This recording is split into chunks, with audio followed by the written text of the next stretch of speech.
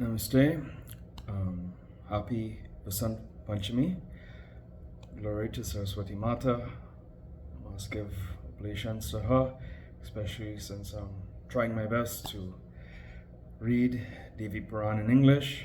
And I'm hoping that Mother blesses me that I can relate everything in the holy books to my wonderful audience and whoever's listening.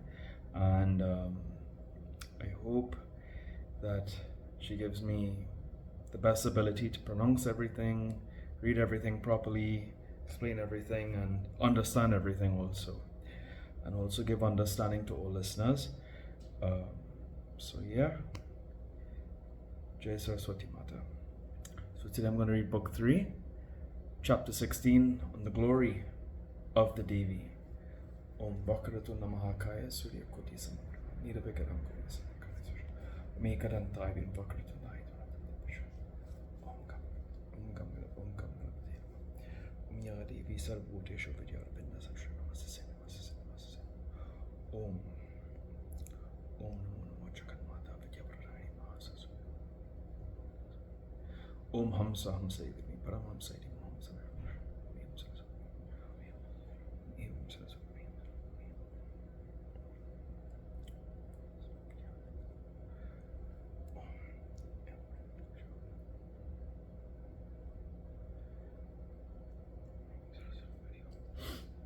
Hari Om. Om Guru Brahma Guru Vishnu Guru Mahesh Guru Sakshat Brahma. Jai Gurudev. Vyasa said, after gaining the victory in the battle, the king Yudhijit returned to the city of Ayodhya with his huge army and asked where are Sudarsana and Manorama. He wanted to kill Sudarshana. He repeatedly exclaimed, where are they gone? And sent his servants on their search. Then, on an auspicious day, he installed his daughter's son on the throne.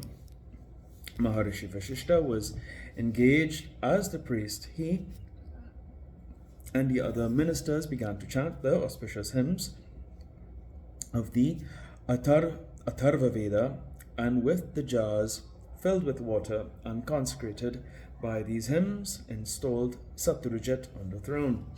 O best of the Kurus, conch shells resounded, drums, berries, and turiyas resounded, and great festivals and rejoicings took place in the city. The reciting of the Vedic mantrams by the Brahmins, the chanting of hymns by the bards, and the auspicious acclamation of victory to the new king resounded the whole city of Ayodhya with the joy. When the new king Satyajit ascended on the throne, the subjects were filled with joy. Everywhere hymns were sung, drums were resound. At this, Ayodhya looked as fresh as ever. O king, though there were thus great rejoicings and festivals, yet some good persons were found that remembered Sudarsana and gave vent to this feeling of sorrow. Thus, alas, where has that prince gone? Where has that chaste queen Manorama gone with her son? Oh, the enemies have killed his father for greed of kingdom. The saints, with their views impartial, thus rendered uneasy, sorry began to pass away their time, their subject to Satyajit. After installing duly his daughter's son on the throne, and after having made over the charge of the kingdom to the wise counselors, Yudhijit turned towards his own city.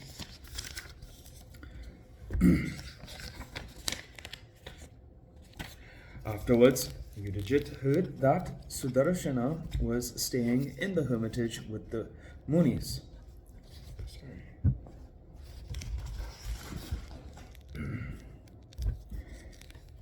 He started at once for Chitrakuta and went quickly to Durdasa, the chief of the city of Shringavira, being accompanied by Bala, the chief of the Nisadas. Hearing that Yudhijit was coming there with his army, Manorama began to think that his son was a minor and became very sorrowful, distressed, and terrified. Then she, with tears in her eyes, addressed the Muni thus: Yudhijit is coming here What shall I do, and whither shall I go? He has slain my father and has installed his daughter's son on the throne. Still, he is not satisfied, and he is now coming with his army here to kill my minor child. O Lord, in days of yore, I heard that the Pandavas, when they went to the forest, lived in the holy hermitage of the Munis with Draupadi. One day the 5 brethren went hunting, and the beautiful Draupadi stayed without any fear with other maidservants in the hermitage, where there was the chanting of the Vedas by Dhaumya, Atri, Galava, Pela, Javali, Gautama, Brigu, Chayavana, Kanva, of the Agnihotra, Jatu, Kretu, Vitihotra, Samantu, Yajnadat, Vatsala, Rasasana, Kahuda, Yavakri, Yajnakrit, Kretu, and other holy high-souled rishis like Bharadvaja and others. While the 5 great heroes, Arjuna and others, the destroyers of their enemies, were roaming in the forest, Jayadratha, the king of Sindhu, came with his army to the hermitage, hearing the reciting of Vedic hymns. Hearing thus, the king quickly descended from the chariot so that he might have a sight of these holy Maharishis. Accompanied by 2 attendants only, he approached to the Munis and, finding them engaged in the study of the Vedas, waited there with folded hands for an opportunity. O Lord, when the king Jayadratha, on entering the hermitage, took his seat, the wives of the Munis came there to see the king and began to inquire, "Who is this person?" With the wives of the Munis came there also the beautiful Draupadi. Jayadratha looked upon Draupadi as if she were the second goddess Lakshmi. Looking at that lovely royal daughter who looked like the Deva girls, Jayadratha asked the Maharishi Dhaumya, "Who is this beautiful lotus lady? This beautiful lotus-eyed lady? Whose wife is she, and who is her father? What is her name? Oh, from her beautiful appearance, it seems that the goddess Sachi has come down on earth. This fair woman is shining like a celestial nymph, Ramba, surrounded by the Rakshasis, or like the beautiful creeper,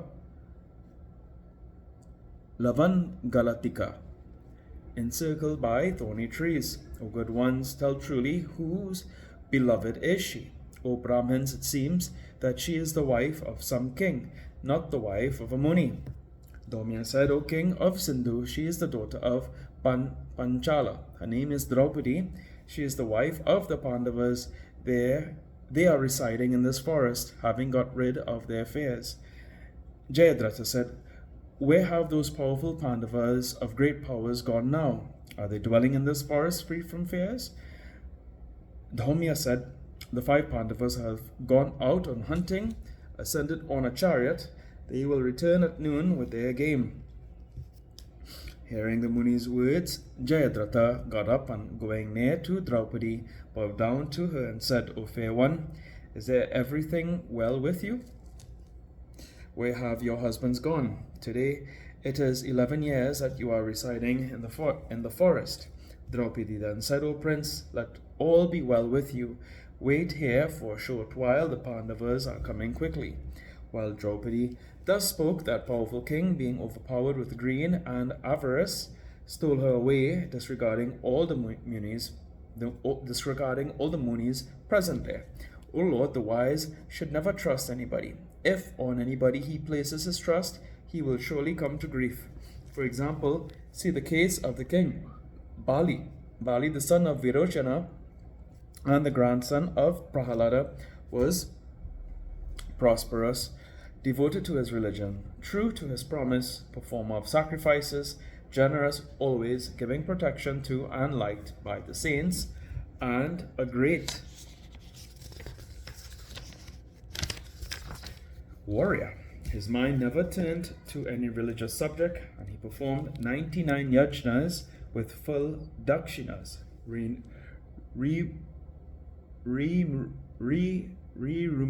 remunerations.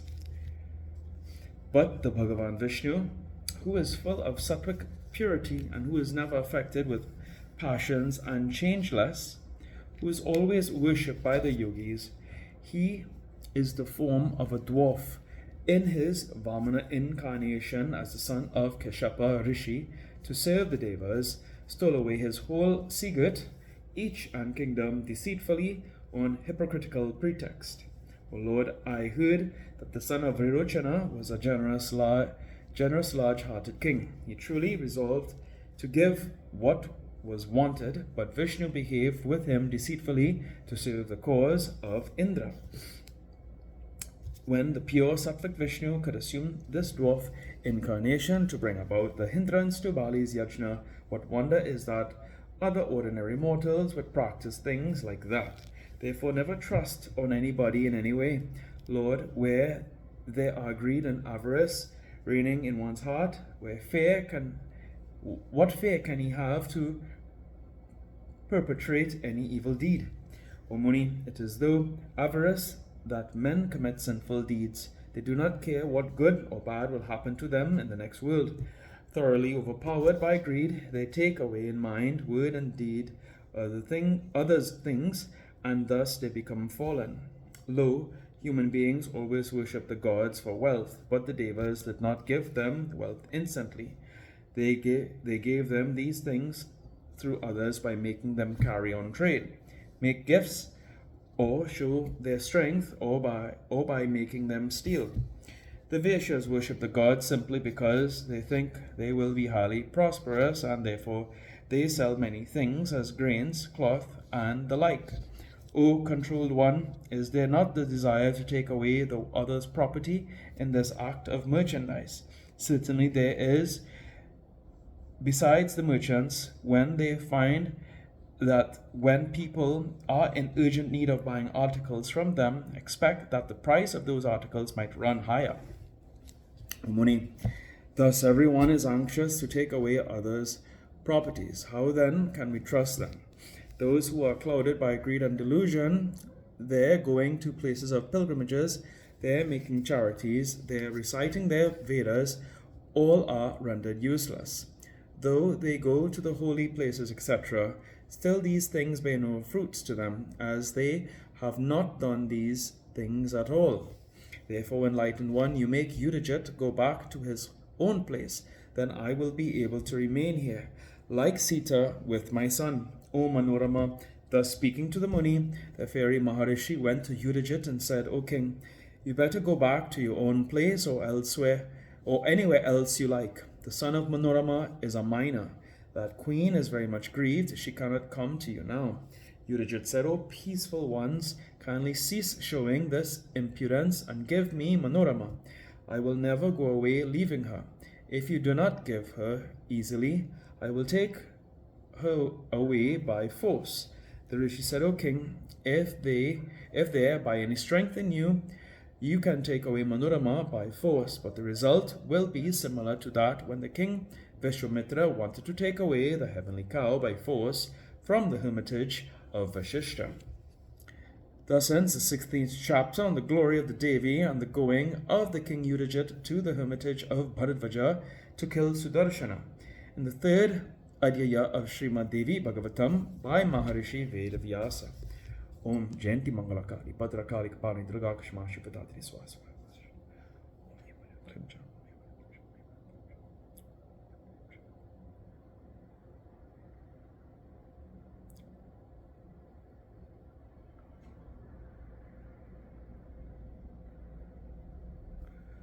Mata Chapita to a Bandusha.